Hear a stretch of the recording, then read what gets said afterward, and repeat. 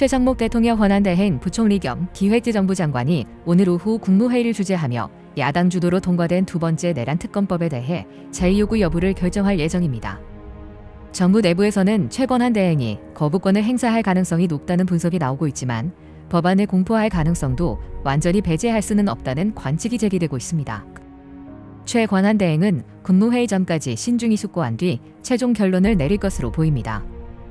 앞서 그는 첫 번째 내란 특검법에 대해 제1을 요구하며 여야가 합의해 위헌적 요소가 없는 법안을 마련할 것을 촉구한 바 있습니다. 만약 이번에도 제1을 요구할 경우 이는 최 권한대행이 대통령 권한대행으로서 7번 거부권을 행사하는 사례가 됩니다.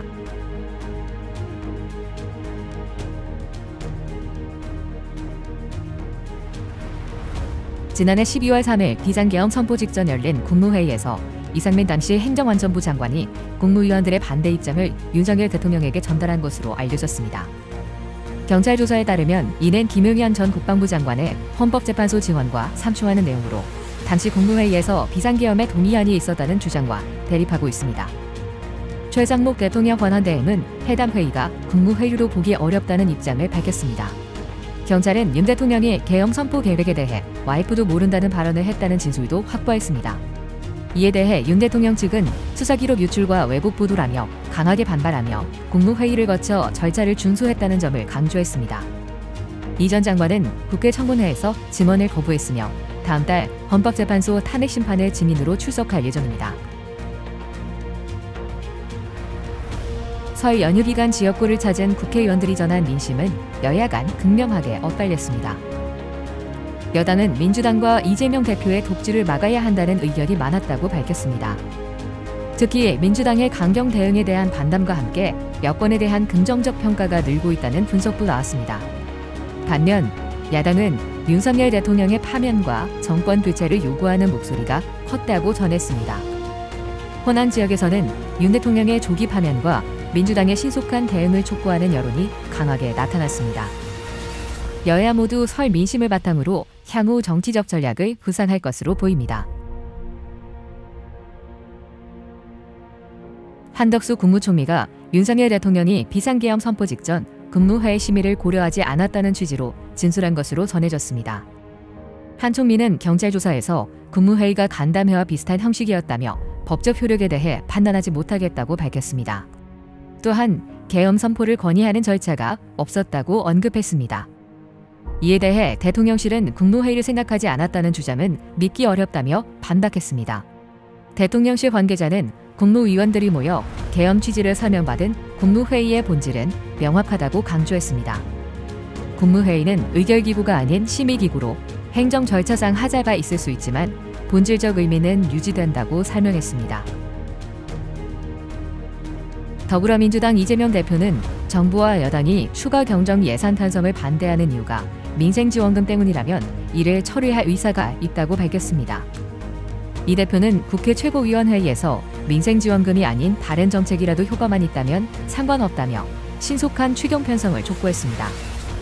그는 민생지원금을 전 국민에게 보편적으로 지급하는 방식뿐만 아니라 선별 지급도 가능하다고 언급했습니다. 또한 모건 스탠리가 20조 원 규모의 추경이 경제 성장률을 0.2%포인트 높일 것이라 전망한 점을 강조하며 민생경제 회복을 위한 추경의 필요성을 역설했습니다.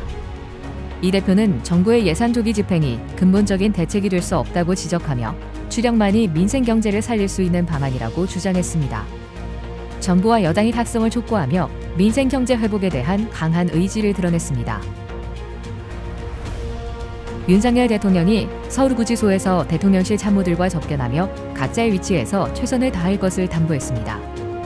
윤 대통령은 설 연휴 동안 의료체계가 잘 작동했는지와 고령자들의 불편 여부를 묻는 등 세심한 관심을 보였습니다.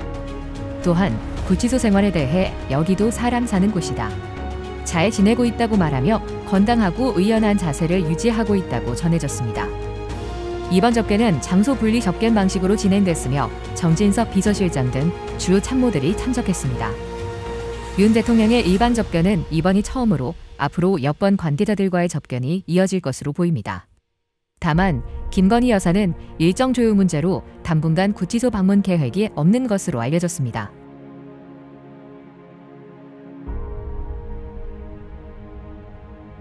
최상목 대통령 권한대행이 야당 주도로 통과된 두 번째 내란 특검법에 대해 제6호권을 행사했습니다. 최 대행은 헌법 질서와 국익 수호, 국민의 바람 등을 고려해 이번 법안에 대해 제2요청이 불가피하다고 판단했다고 밝혔습니다. 그는 이번 법안이 일부 보완됐지만 여전히 위헌적 요소와 국가 기밀 유출 가능성이 우려된다고 지적했습니다. 또한 현재 진행 중인 재판 절차를 통해 실체적 진실을 규명하는 것이 우선이라고 강조했습니다. 이번 법안은 기존 법안에서 일부 수사 대상을 축소하고 특검 후보 추천 방식을 변경한 수정안으로 발의됐습니다. 최 대행은 국회에서 대승적 논의를 통해 문제를 해결해 주길 촉구했습니다.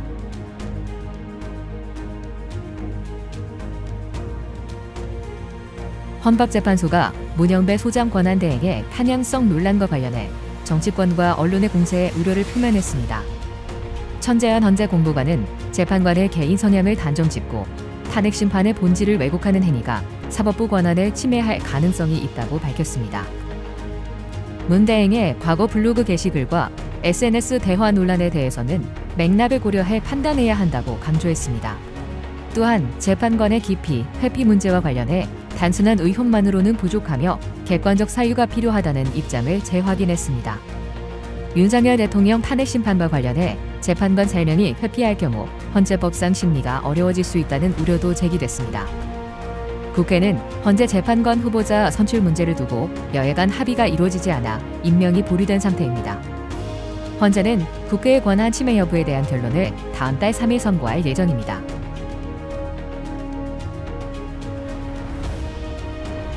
최장목 대통령 권한대행 부총리 겸 기획재정부 장관은 최근 경제 상황이 악화되고 있는 가운데 추가 재정 투입 논의를 위해 국정협의회를 열 것을 요청했습니다. 그는 경제 여건 악화로 서민과 소상공인 등 취약계층이 가장 큰 타격을 받고 있다고 강조하며 민생에 실질적인 도움을 주는 실행이 중요하다고 밝혔습니다. 또한 반도체 특별법과 에너지 3법 등 민생 경제 법안의 신속한 처리를 촉구하며 정부는 민생경제점검회의를 통해 시급한 정책 과제를 적극적으로 대응하겠다고 말했습니다. 더불어민주당 이재명 대표는 민생지원금을 포기하더라도 추형 편성을 촉구하며 정부와 여당의 협력을 요청했습니다.